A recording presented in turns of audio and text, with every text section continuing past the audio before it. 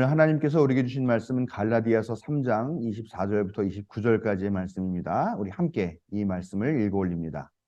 그래서 율법은 그리스도께서 오실 때까지 우리에게 개인교사 역할을 하였습니다. 그것은 우리로 하여금 믿음으로 의롭다고 하심을 받게 하시려고 한 것입니다. 그런데 그 믿음이 이미 왔으므로 우리가 이제는 개인교사 아래에 있지 않습니다. 여러분은 모두 그 믿음으로 말미암아 그리스도 예수 안에서 하나님의 자녀들입니다. 여러분은 모두 세례를 받아 그리스도와 하나가 되고 그리스도를 옷으로 입은 사람들이기 때문입니다. 유대 사람도 그리스 사람도 없으며 종도 자유인도 없으며 남자와 여자가 없습니다. 여러분 모두가 그리스도 예수 안에서 하나이기 때문입니다. 여러분이 그리스도께 속한 사람이면 여러분은 아브라함의 후손이요 약속을 따라 정해진 상속자들입니다. 아멘. 오늘 하나님의 말씀을 듣기 원하여, 그리고 깨달음 얻기를 원하여, 그리고 우리 삶이 바뀌기를 원하여 모인 우리 모두에게 하나님의 사랑과 은혜가 함께 하시기를 주님의 이름으로 축원합니다. 오늘은 갈라디아서 3장 24절로 29절 말씀을 가지고 평균의 종말, 다름이라는 축복이라는 제목으로 여러분들과 말씀을 나누겠습니다. 히포크라테스라는 그리스의 철학자가 있습니다. 기원전 460년에 태어나서 기원전 370년에 약 그 정도에 사셨던 그리스 시대의 의사, 의학자라고 이야기하는 분입니다. 제가 이분에게 발견한 몇 가지 점이 있는데요. 첫 번째는 이분이 그 의학의 아버지라고 이야기를 하는 분이거든요. 이유가 질병이 초자연적인 것이 아니라 자연 발생적이다라고 이야기한 최초의 분이라고 이제 알려져 있는 분입니다. 그러니까 오늘날도 이건 좀 얘기해 볼 만한 이야기잖아요. 교회 다니는 사람들이나 뭐 종교인들이 많은 경우 질병이라는 것들을 만나게 되면 하나님의 벌, 뭐 신의 벌 이렇게 생각하기도 하고 이런 얘기를 하니까 사실 질병이라고 얘기하는 게 초자연적인, 그러니까 뭐 신에 의해서 주어진 것이 아니라 자연 발생적으로 일어난 것이다. 라는 생각을 기원전에 이야기하신 분이니까. 그리고 두 번째는 요즘에 많이 생각하게 되는데요. 히포크라테스 선서라고 얘기하는 거 아마 들어보셨죠? 의사가 되는 사람들은 다 의대를 졸업하면서 이 의사가 되면서 이 선서를 하게 되는데 이 히포크라테스 선서가 히포크라테스가 한 말에서 나온 거죠. 그래서 요즘 뭐 거기서 제가 이 설교 준비를 하면서 한번 좀 마음에 와닿는 구절이 있었는데 나는 나의 능력과 판단에 따라 내가 환자의 이익이라 간주하는 섭생의 법칙을 지킬 것이며 심신의 해를 주는 어떠한 것도 멀리 하겠노라라고 얘기하는 게 있다고 그러더라고요. 이 부분에 보니까 마약 공급책이 의사라는 얘기가 보셨죠? 뭐 그 뉴스에 보니까 그렇게 나오더라고요. 그러니까 그분이 의사일까? 그리고 요즘에 의사의 수를 늘려야 된다라고 얘기하는 그 얘기 앞에 도대체 뭐 많은 뭐 의사들도 반대하는 여러 가지 좋은 이유들을 얘기하지만 가끔은 정말 저 사람들이 저 의사 그룹 뭐 멤버들이 이야기하는 게 정말 우리나라의 아픈 사람들을 위한 정말 도움이 되는 이야기일까? 이런 생각도 있잖아요. 소아과 없어지고 뭐 산부인과 없어지고 이런 거 있잖아요. 돈이 되는 과에 몰리는 그런 현상 앞에 이 사람들이 아까 한 선서, 환자의 이익이라는 것이 어디 있을까라고 생각하면 좀 다시 한번 생각해 봐야 되지 않을까라는 생각을 하게 합니다. 그리고 지금까지 좀 무거운 얘기였다면 그 히포크라테스가 또뭐 이제 한번 생각하게 된 게 인간이라고 얘기하는 그 사람들 있죠. 우리가 사람이잖아요. 근데 인간이라고 얘기하는 사람들이 어, 각각 다르다라고 얘기하는 것을 논리적으로 설명하려고 되게 노력을 했던 사람이 바로 히포크라테스라는 사람입니다. 그래서 이 히포크라테스는 사람을 어떻게 분류하냐면요. 인간에게 이제 그 정액이라고 이야기하는 것과 자궁의 체액이라고 이야기하는 것, 뭐 당연히 생각하죠. 이제 그래서 인간이 정액과 자궁의 체액으로 만들어진다라고 얘기해서 그 인간을 네 가지로 이렇게 분류를 합니다. 그래서 뭐 혈액, 점액, 그리고 흑담즙, 담즙 이렇게 해가지고 네 가지로 사람을 분류를 하게 됩니다. 이제 여러분들 알게 되는 MBTI나 애니어그램이나 이런 것들 같은 사람에 대한 분류의 를 이제 시작한 사람이 히포크라테스라고 알려진 어 라고 얘기하겠죠. 어쨌든 네 가지 책을 가지고 사람을 설명을 하게 됩니다. 이제 우리가 좋아하는 이제 사람을 이제 분류하는 방법을 이제 시작하게 됩니다. 그래서 이거 안에 보면 혈액형이라고 얘기하는 사람이 다혈질이고 사교적, 갈등하기 쉽고 따뜻하고 친절하고 수다스럽고 열정적이고 자비롭고 대신에 미숙하고 감정적이고 침착하지 못하고 비생산적이고 이기적이고 과장된 사람들을 이제 혈액형이라고 이야기를 합니다. 그리고 이거 다 얘기해야 되나? 담즙질인 사람은 뭐 여기 어딘가에 다 걸리는 사람들이 있을 것 같다는 느낌 받으시죠? 강한 의지, 자존심이 강하고 공상적, 실용적, 생산적, 단호함, 지도자, 냉정함, 비정함, 자부심이 강함, 성급함, 오만함, 용서 없음, 빈정거림, 화를 잘 냄, 잔인함. 이게 담즙질이라고 얘기하고요. 우울질이라고 얘기하는 사람들은 천부적 재능, 분석적, 심미적, 자기희생적, 근면한 자기훈련, 까다로움, 자기중심적, 괴롭히는 경험, 복수심의 불탐, 과민함, 공론적, 무뚝뚝함. 뭐 이런 사람들이 라고 얘기를 하더라고요. 그리고 점액질이라고 얘기한 사람은 침착하고 태평하고 어, 객관적, 사교적, 유능함, 조직적, 실용적. 움직이지 않음, 미루는 버릇, 이기적, 날카로움, 자기보호, 우유부단. 이런 사람들이라고 그러니까 네 가지를 나눴다고 얘기하더라고요. 이게 얘기 들어보니까 저희 그 집사람이 학교에서 아이들하고 같이 이걸 가지고 한번 재미삼아 하는 거 맞죠?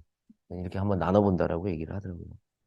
어디쯤 들어가는지 잘 모르겠어요. 저는 우울질이라고 얘기하는 그 뭐죠? 정확하게, 아, 네, 저는 우울증이라고 얘기하는 그쪽에 들어가는 것 같아요. 어, 맞아요. 저는 분석적이고 자기생적인 건 잘 모르겠지만 근면하고 자기훈련 되게 좋아합니다. 이쪽에 저는 그리고 리더의 기질이 없는 거 보면 뭐 담즙질은 좀 아닌 것 같습니다.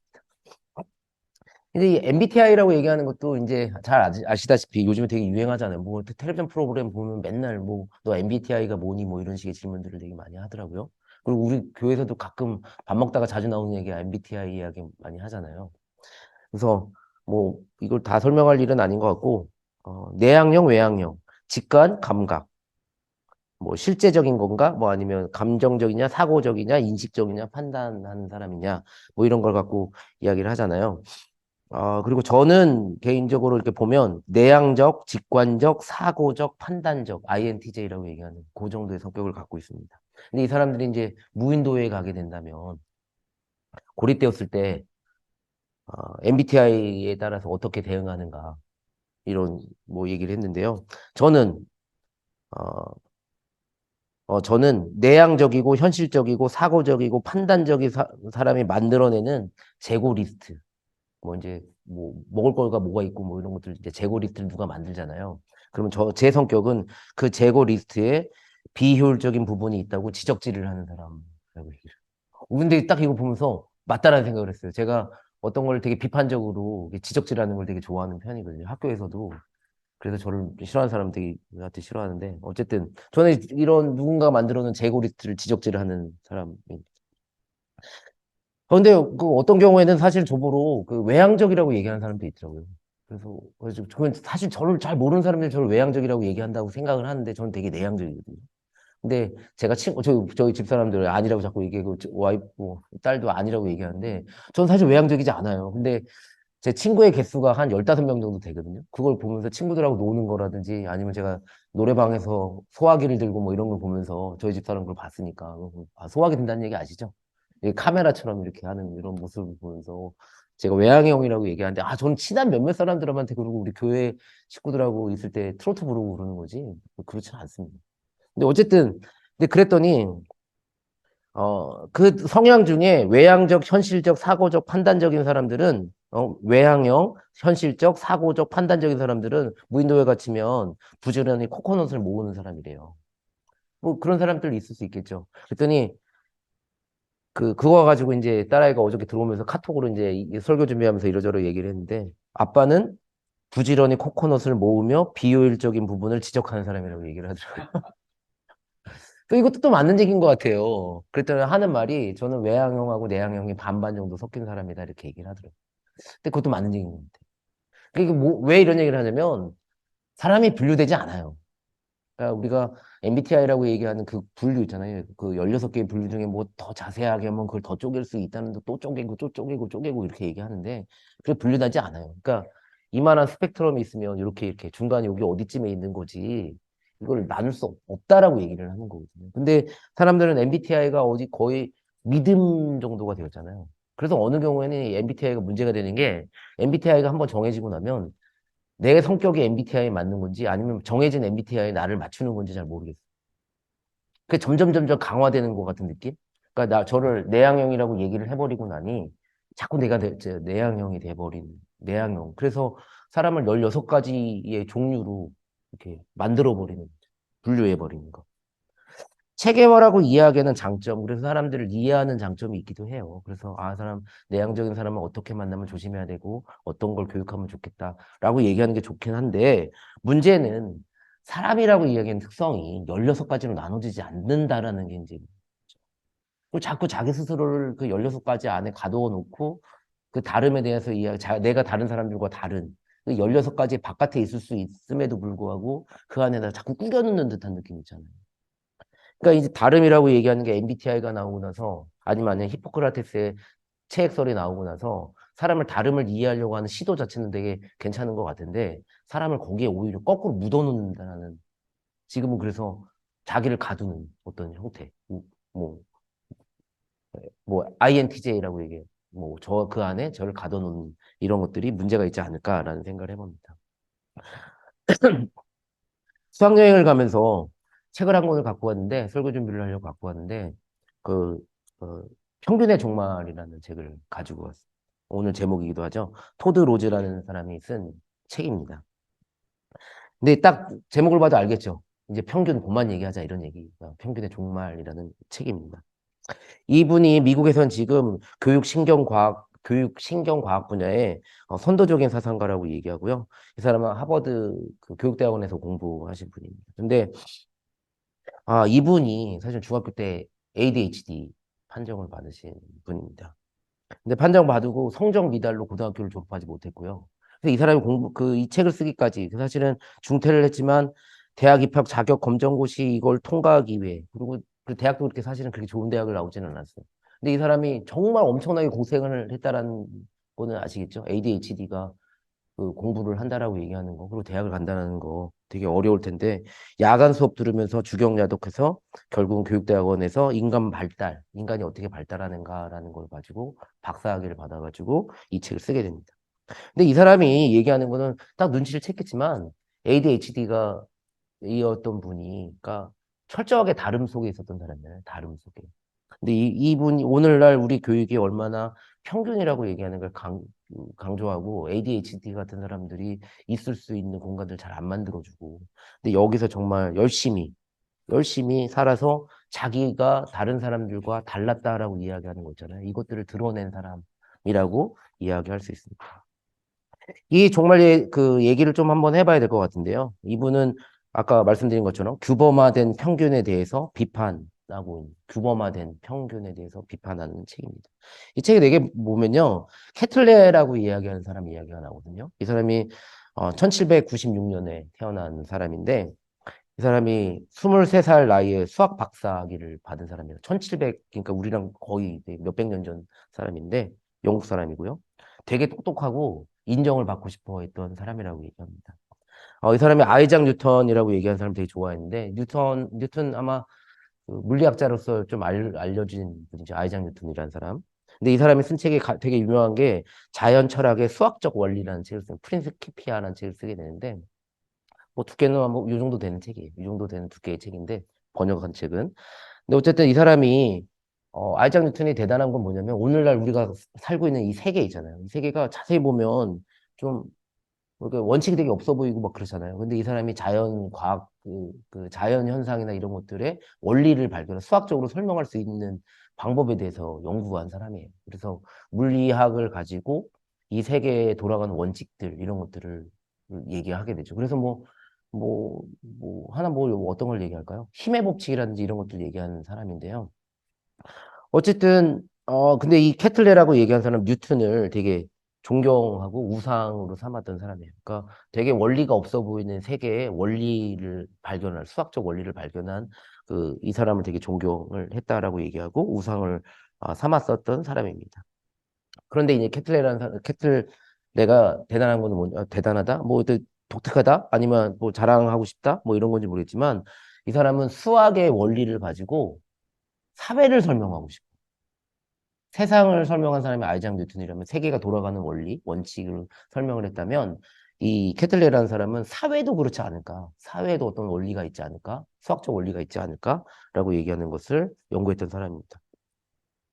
그래서 1840년에 그 에든버러 의학의 전문지에서 스코틀랜드 병사 5,738명의 가슴 둘레 지수를 이렇게 재는 연구가 있었다라고 얘기는 하더라고요. 그걸 가지고 그 병사들의 평균 가슴 둘레가 39인치, 39.75인치. 그러니까 우리 센티미터로 하면 100cm 정도? 그러니까 저도 한 그 정도 되는 것 같아요. 그거를 알고 이 평균이 어떤 의미가 있을까라는 거 있잖아요. 이런 얘기를 했다고 합니다. 그리고 그 당시에 천문학이 발달을 했었는데 그 천문학이 상상이 되시겠지만 천문학이 이제 저 별의 거리를 재잖아요. 별이나 이런 목성의 거리 이런 걸 재잖아요. 근데 잰 사람마다 다 다르잖아요. 그래서 그 거리를 잴 때 다 다른 사람들의 잰 것의 평균을 재서 그것이 정확한 거리다라고 생각하는 그때가 그렇게 연구를 했다라고 얘기하더라고요. 근데 이제 문제가 되는 걸 딱 눈치챘겠지만 케틀레가 어떻게 결론을 내리냐면요. 이 그 가슴들레를 가지고 이렇게 얘기를 하는 각 병사들의 다른 가슴둘레가 자연 발생적인 오류라고 그리고 평균 가슴둘레가 참된 병사의 전형이다 이렇게 얘기를 하는 거예요. 여기서부터 문제가 되기 시작하는 거 알겠죠? 100cm에 가까우면 가까울수록 정상적인 사람이 되고요. 100cm의 가슴둘레에 가깝지 않은 사람들은 자연 발생적 오류라고 이야기하는 일들이 일어나거든요. 그렇게 얘기하고 나면 저는 100cm에 가까우니까 정상적인 그 스코틀랜드 병사라고 얘기한 병사로서 군인으로서 아주 적절한 인간이고 나머지 거기에 들어오지 못한 사람은 적절하지 못한 사람, 오점이 있는 사람 이렇게 판단을 하는 결론을 그 사람이 내리게 됩니다. 평균의 문제죠. 그리고 이제 이 책에서 계속해서 이야기하는 게 사람들이 이제 평균이라고 얘기하는 걸 사람들한테 사용하게 됐죠. 사용하게 되니까 영재라고 이야기하는 단어가 나타나게 되고요. 구제불능이라고 이야기하는 사람이 나타나게 된다. 그 평균을 기준으로 해서 그러고 나니까 저희 학교 다닐 때 되게 많이 했던 기억들이 날 거예요. 평균에 미치지 못하는 아이들을 맨날 두들겨 맞는 아이들이었고요. 평균 이상에 되기 위해서 우리가 얼마나 많은 노력들을 했는지. 교육에서 특히 너도 그렇잖아요. 그래서 맨날 물어보는 거, 니네 반 반평균 얼마니? 라고 이야기하는 얘기들. 너 평균이 얼마니? 라고 얘기하는 이 평균에라는 것들로 사람들을 이야기하게 됐다는 거죠. 그리고 오늘 우리나라에서 사용하는 말들 보면 평균 이상의 삶을 훌륭한 삶이라고 이야기하고 평균 이하의 삶을 좋지 않은 삶으로 이야기하게 됐어요. 뭐 예전에 맨날 하는 말들이 평균이잖아요. 아파트 평균값, 뭐 평균 해서 그 평균이라고 이야기한 단어를 우리한테 들이미는 순간에 되게 불편해지잖아요. 왠지 내가 모질이가 된 것 같은 느낌이 들기도 하고. 이거 좀, 그래서 이제 평균 이상의 삶을 살기 위해서, 평균 이상의 성적을 얻기 위해서 아이들을 악다구니로 만들어내는 일들을 계속해서 하고 있고요. 우리의 삶들조차도 평균이라는 걸 갖다 대고 악다구니의 인생을 살고 있죠. 그 때로는 그래서 가끔 이런 생각도 들어요. 아이들한테 물어보면 저는 평균의 삶을 살고 싶어요라고 얘기하면 뭐 욕심이 없는 삶이다라고 얘기하는 것 같은데 좀 안타까운 거는 평균적 삶을 그것도 또 다른 형태의 평균의 삶을 추구하고 있다라고 얘기하는 거. 사실 이 평균이라고 얘기하는 게 별 의미가 없거든요.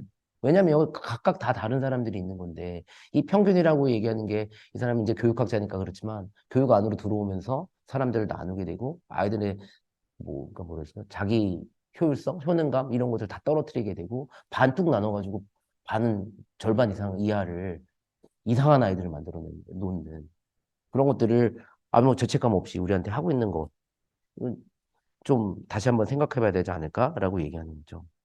우리가 가지고 있는 각각의 개성, 독특함 이런 것들을 잃어버리게 만들고 우리 자신이 누구인지 어떤 잠재력을 갖고 있는지 이런 것들을 잃어버리게 만든. 그래서 또 그 결론은 그거예요. 그래서 우리가 가지고 있는 잠재력, 자기 자신이 누구인지 이런 것들을 깨닫고 발휘해야 한다라고 얘기하는 ADHD 출신이라고 얘기하면 안 되죠. 다른 이 토드로즈가 우리에게 제안하는 내용. 평균 너머의 삶, 평균이라고 얘기하는 것을 깨뜨리고 너머에 대해서 얘기해보자라고 이야기하는 내용입니다.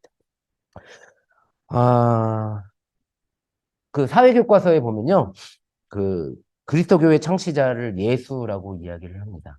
좀 잘못된 거죠. 종교학을 공부한 사람 입장에서는 예수는 그리스도교의 창시자는 아닙니다. 그리스도교의 창시자는 바울이라고 보는 게 낫습니다. 왜냐하면 바울에 의해서 그 그리스도교라고 그러니까 예수를 따른다라고 얘기하는 어떤 하나님 나라 사상 뭐 이런 것들이 전 세계적으로 퍼지게 되는 작은 계기가 시작되는 게 오히려 바울이라고 보는 게 낫겠죠. 뭐 예수님이나 뭐 예수의 제자들이 안전했다라는 뜻은 아니고 바울에 의해서 훨씬 더 퍼지게 됐으니까 바울에 의해서 그리스도교가 만들어졌다고 보는 게 좋을 것 같습니다. 이 갈라디아서라고 얘기한 책, 오늘 읽은 갈라디아서라고 얘기하는 본문은 초기 기독교 갈라디아라고 얘기하는 곳에 초기 기독교 공동체에게 보낸 편지고요. 핵심적인 말씀이 오늘 3장에 나오는 오늘 본문 말씀입니다. 이 이야기 여러분들 아마 되게 많이 들었을 것 같아요. 되게 많이. 그래서 우리가 자주 이야기하는 게 유대 사람도 그리스 사람도 없으며 종도 자유인도 없으며 남자와 여자도 없습니다. 여러분 모두가 그리스도 안에서 하나이기 때문입니다. 라고 얘기하는 이 본문. 사실 이 본문을 잘못 읽는 사람이 여전히 맞는 것 같아요. 왜냐하면 저는 그 여성 안수 제도가 이루어지지 않는 것들에 대해서 좀 되게 당황스럽거든요. 아직도. 그리고 어, 어느 교단에 따른 특정 교단에 따라서 여성 목사가 되지 못하게 하는 교단들도 있잖아요. 그런 거 보면 오늘 본문 말씀에 대해서 다시 한번 읽어봐야 된다고 생각을 해요. 하나님 아래 우리가 다른 사람들이 다 다른 상태로 인정이 돼야 되거든요. 근데 여전히 여성은 교회에서 조용히 해야 한다라고 얘기하는 사고방식이라든지 이런 것들, 여전히 종과 같은 일들이, 종 자유인 이런 것들 구별하는 일들이 교회 안에서 일어난다는 것은 좀 생각해 봐야 되는 것 같아요. 이방인 선교라고 이야기하는 거 있잖아요. 바울이라고 얘기하는 사람이 지금 이방인 선교를 만나게 되는 거거든요. 외국 사람들을 만나야 되고, 다른 사람들을 만나야 되고, 다른 사람들과 어떻게 지내야 되는 건가라고 얘기하는 것을 서에서 고민을 하고 있는 거죠. 그리고 이 이방인 선교라고 얘기할 때 결론은 다름이라고 이야기하는 것은 그리스도 안에서 하나라고 생각을 해야 된다. 네, 본문 말씀이 있다라는 의미에서 좀 넘겨야 된다라고 얘기하는 건데요. 네, 안 넘겨도 될 것 같아요. 근데 이제 오늘 본문 말씀에 보면 뭐라고 나오냐면, 그, 스페르마라는 단어를 사용합니다. 이 스페르마라는 단어가 뭐냐면, 이거 여기에서는 후손이라고, 아브라함의 후손할 때 후손이라고 번역을 했는데요. 이 스페르마라는 그리스 단어는 씨라는 단어입니다. 그리고, 아브라함의 자손이라고 얘기하는 말이 여러분들도 다 눈치채셨지만, 아브라함이 되게 자손의 축복을 받은 사람이잖아요. 그러니까 이 씨라고 이야기하는 후손이라는 단어는 되게 단수의 단어를 사용하긴 하지만 그러니까 여러 가지 다양함이라고 얘기하는 C의 그 복수라고 얘기하는 개념을 갖고 있고요. 오늘 또 본문에 보니까 우리는 상속인이라고 이야기하는 단어를 쓰는데 제가 그 그리스어를 잘 못 읽어도 이해해 주시기 바라고요. 클레로노모스라는 단어를 쓰는데 뒤에 노모이라는 단어를 쓰는 거는 보면 상속자들이라고 얘기하는 복수형을 단어를 사용하게 됩니다. 그러니까 결국은 오늘 이 본문을 읽으면서 예수 안에서 하나이다라고 얘기해서 다 똑같아라고 얘기하는 그런 내용을 얘기하는 것 같지만 그 얘기가 아니라 우리가 그 아브라함의 축복된 다양한 자손들이고 오늘 우리가 약속을 따라 정해진 상속자들이라고 얘기하는 복수성이라고 얘기하는 거가 되게 중요하다는 거죠. 그러니까 우리가 다 똑같은 사람들이 아니라 다 다른 사람들이 하나님의 축복을 받은 사람들이다.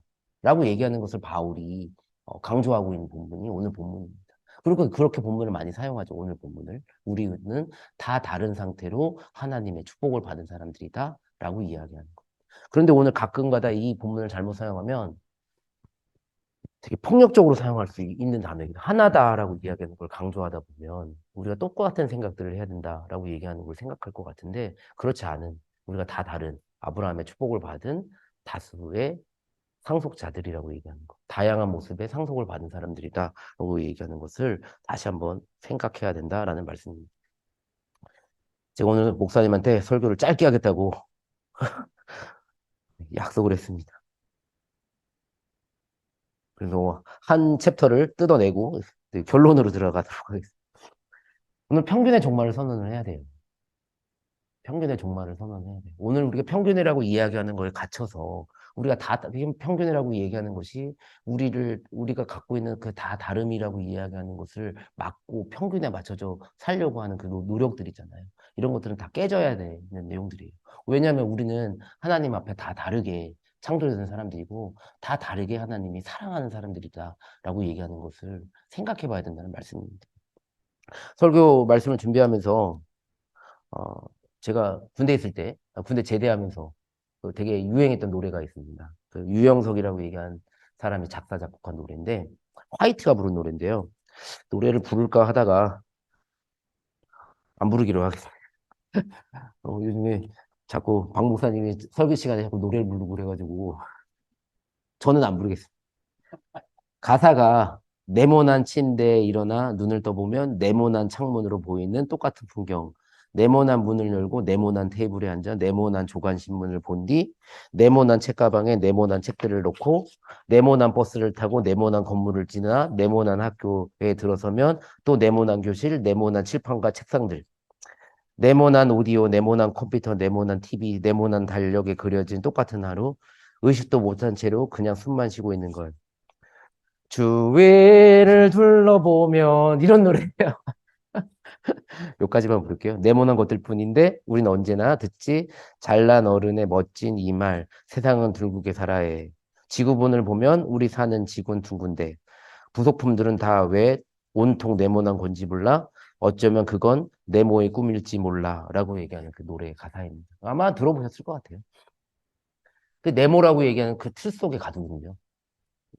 그 독일에 갔을 때 놀랬던 게 동독과 서독이라고 얘기하는 두 지역이요. 지금 통일이 됐지만 그, 그 동독 지역에 있는 학교의 특징은 네모납니다. 근데 서독 지역에 있는 학교는 네모나지 않습니다. 그러니까 물론 이제 건물은 네모나죠. 근데 네모나지 않으려고 되게 노력을 하고요. 학교에 개가 돌아다니고 이런 학교입니다. 다름이라고 얘기하는 걸 되게 뭐 아이들한테 가르치려고 한다라고 얘기하는 거고. 근데 오늘날 평균이라고 얘기하는 거, 뭐 MBTI도 아까 잠깐 얘기를 했지만 어떤 틀 안에 우리를 가두어서 다름이라고 얘기하는 게 뭐 이렇게 되게 이상하게 바라보는 이런 것들이 오늘 우리한테 많이 얘기되고 있는데 저는 다름이라고 이야기하는 것이 보다 더 존중이 되어야 된다라고 생각을 합니다. 하나님도 우리한테 다른 아브라함의 자손이고 축복받은 다름이라고 이야기합니다. 그래서 오늘 우리 주변에 되게 다른 것들도 되게 많고 그런데 혹시나 우리가 평균 속으로 들어가서 만나는 다름들에 대해서 이렇게 이상한 생각을 하고 잣대로 평가하고 이런 것들을 되게 조심해야 되지 않을까라고 생각하고요.